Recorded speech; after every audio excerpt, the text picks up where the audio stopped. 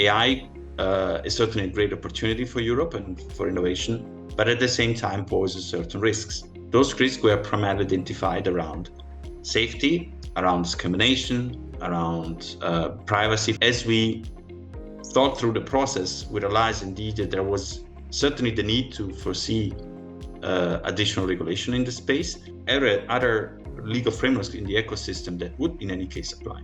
So the first one is GDPR, is the obvious case, because you have every time an AI system processes personal data, the GDPR applies.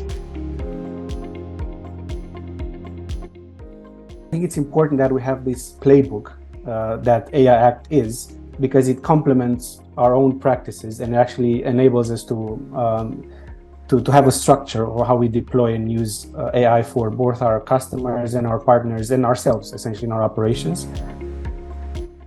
The US is a bit behind on AI policy relative to other major powers. As regulators seek to keep up with the sheer pace of technological change in the AI space, what we'll see is a shift from high-level principles around AI to concrete binding policy, especially starting with the public sector.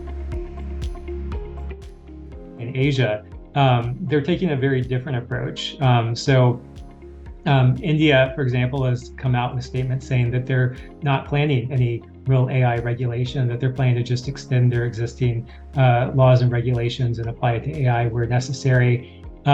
Japan has also come out with statements around the idea of a light touch regulation. China is the other kind of big one in Asia, obviously a huge competitive power, but they've also come out with very direct guidelines around generative AI.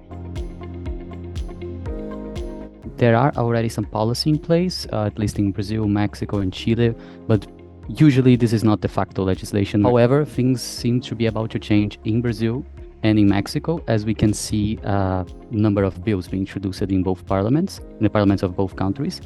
And in Brazil specifically, a special committee was put in place in the Senate to conduct a joint analysis of 6 different bills.